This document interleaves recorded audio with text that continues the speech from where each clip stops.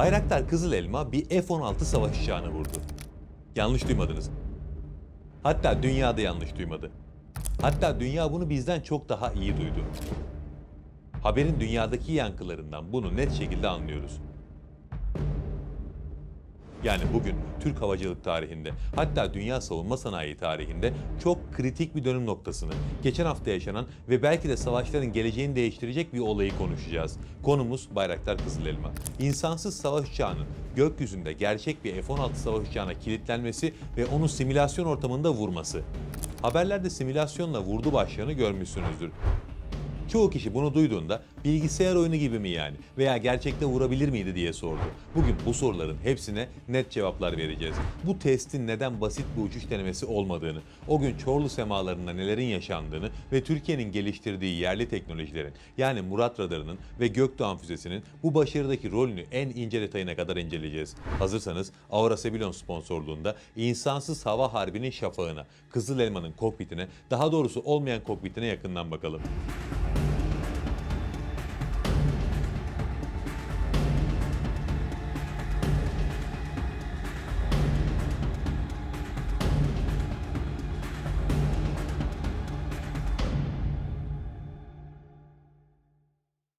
Türkiye'nin lider su arıtma markası Aura Sebilon Unique sunar.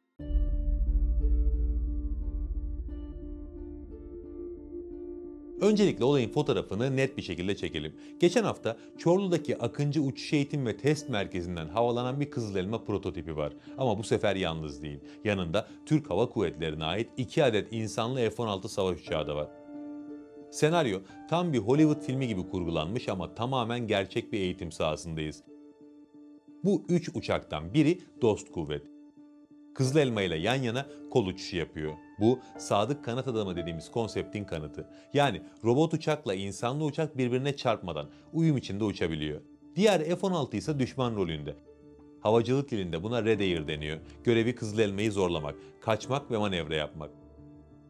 Kızıl Elma yaklaşık 15.000 feet irtifaya yani yaklaşık 4,5 kilometre yükseğe çıkıyor. Görev süresi 1 saat 45 dakika. İşte en kritik an bu irtifaya ulaştığı sırada yaşanıyor.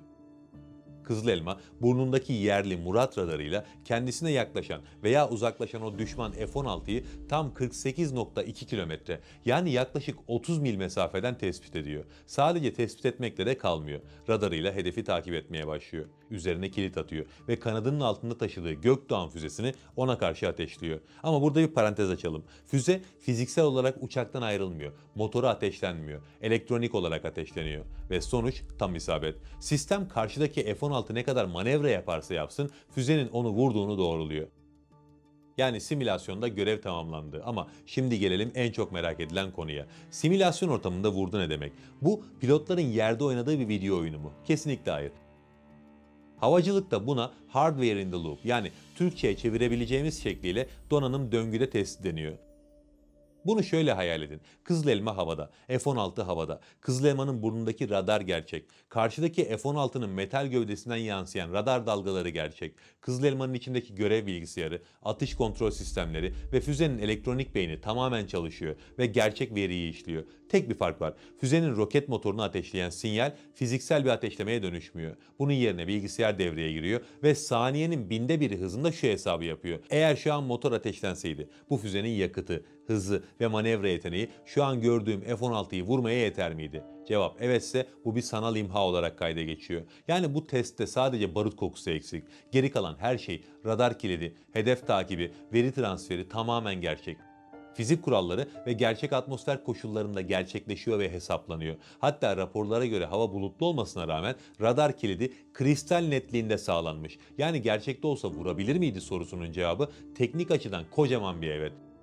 Çünkü Gökdoğan füzesinin aerodinamik olarak F-16'dan atış testleri zaten daha önceden yapılmıştı. Füzenin uçabildiğini biliyoruz. Türkiye daha önce atış testlerini tamamladığı için bu füzenin aerodinamik ve kinematik yeteneklerini tam olarak biliyor. Haliyle fiziksel ateşleme olsaydı ne olurdu sorusu net şekilde cevaplanabiliyor. Burada test edilen şey Kızıl Elma'nın o füzeyi yönetip yönetemeyeceğiydi.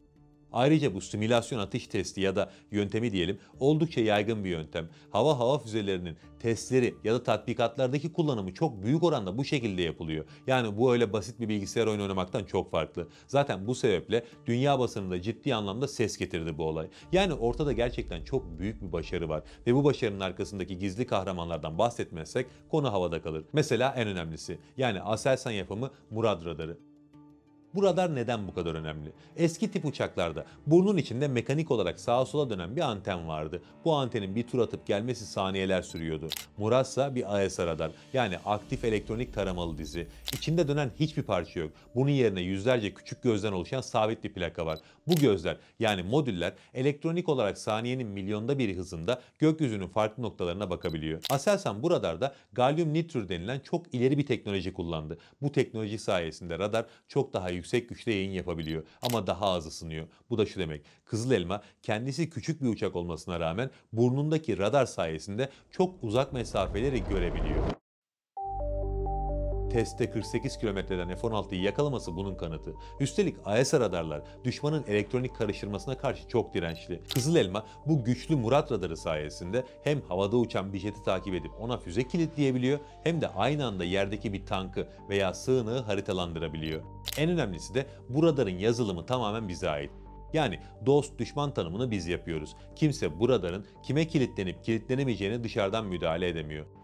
Ama tabii ki bu testte mesele sadece radar değil. Radar kilidi attıktan sonra artık sistemin belirlenen hedefe yumruk atma zamanı geliyor. Ve güzel olan şu ki o yumruklar da tamamen yerli.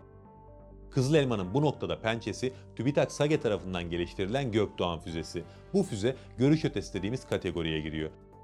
Yani pilotun gözüyle göremediği, ufuk çizgisinin ötesindeki hedefleri vurmak için tasarlandı.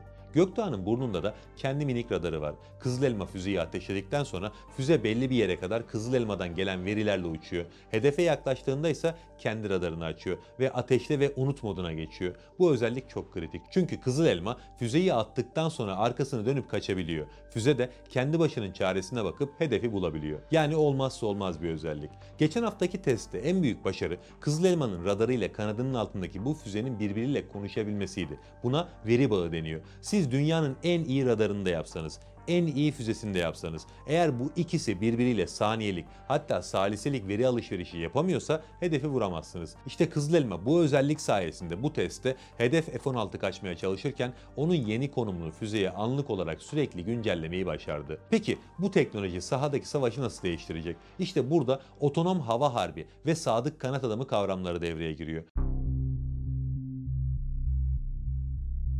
Eskiden insansız hava araçları sadece gözetleme yapardı veya terörle mücadelede yerdeki hedefleri vururdu. Ama karşılarına bir jet çıktığında kaçmak zorundaydılar. Kızıl Elma bu denklemi bozdu. Artık insansız bir uçak insanlı bir jete kafa tutabiliyor. Geleceğin savaşlarında şöyle bir senaryo görebileceğiz. Bir tane insanlı uçak, örneğin Kaan veya F-16, arkada güvenli bölgede duracak. Önde ise 3-4 tane Kızıl Elma uçacak. Kızıl Elmalar radarlarını açıp düşmanı üzerine çekecek. Riskli bölgeye girecek. Düşmanı tespit ettikleri anda bilgiyi arkadaki insanlı uçağa gönderecekler veya komut alıp Gökdoğan füzeleriyle saldıracaklar. Tıpkı bu hafta olduğu gibi. Bu testte Kızıl Elma'nın F-16'yı otonom olarak, yani kendi yapay zekası ve algoritmalarıyla takip edip kilitlenmesi, hava muharebesinde, yani it dalaşında bilgisayarın insan refleksleriyle yarışabileceğini gösteriyor. Bir insanın uçağı kullanırken korkusu, yorgunluğu veya G kuvveti sınırları var. Kızıl Elma'nın ise böyle sınırları yok. Ve en önemlisi, biz bu konuda öncü sayılırız. Dünyada bunu yapabilen çok az ülke var. Amerika'nın Volcair projesi veya Avustralya'nın Ghostbat projesi benzer işler yapıyor. Ama Türkiye'nin farkı şu: Avustralya uçağı yapıyor ama füze için Amerika'ya muhtaç. Türkiye ise uçağı kendi üretiyor. Kızıl Elma. Radarı kendi geliştiriyor. Murat radarı. Ve füzeyi kendi üretiyor. O da Gökdoğan. Bunları tamamen kendi içinde, kendi savunma ekosisteminde üretiyor. Yani öldürücü zincir dediğimiz halkanın tamamı yerli. Bu, ambargolardan etkilenmemek ve sistemi istediğiniz gibi değiştirebilmek demek. Ambargolardan etkilenmemenin ne kadar önemli olduğunu anlatmama gerek yoktur herhalde. Yıllardır Türkiye türlü bahanelerle ambargolara maruz kaldı.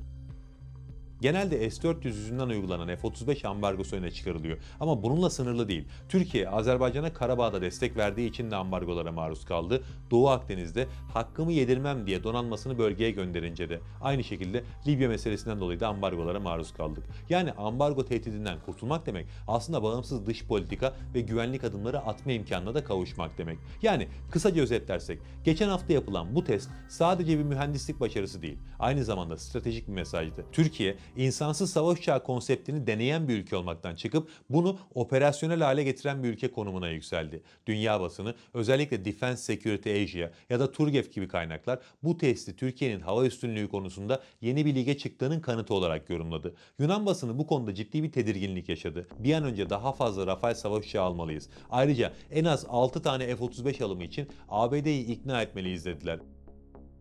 Neden bu kadar tedirginler sorusunun cevabı da aslında yine kendi haber içeriklerinde gizli. Türkler sessiz sedasız bir şeylere hazırlanıyorlar diye yazdılar. Doğru mu? Evet doğru. Türkiye bir şeylere hazırlanıyor. Ama bu hazırlığın hedefi Yunanistansa emin olun F-35 falan kurtaramaz onları. Çünkü Türk savunma sanayi başka bir boyuta doğru evriliyor. Elbette önümüzde hala kat etmemiz gereken yollar var. Kızıl Elma'nın ses hızının üzerine çıkan yani süpersonik motorlu versiyonlarının gelmesi ve bu sistemlerin seri üretime girmesi gerekiyor. Ama şunu unutmayın ki simülasyon ortamında vurdu cümlesi artık gerçekte de vurmaya hazır anlamına geliyor. Ayrıca F-16 pilotlarımız artık yanlarında uçan, onlara kalkan olan ve gerektiğinde onlar için tetiği çeken robotik kanat arkadaşlarına güvenebileceklerini bu testle görmüş oldular. Yani hangi açıdan bakarsanız bakın çok değerli ve önemli bir testti bu. Türkiye bu testle sessiz sedasız şekilde geleceğin harp meydanlarının kapısını biraz daha aralamış oldu. Allah'a emanet olun. Türkiye'nin lider su arıtma markası Aura Sebilon Unique sundu.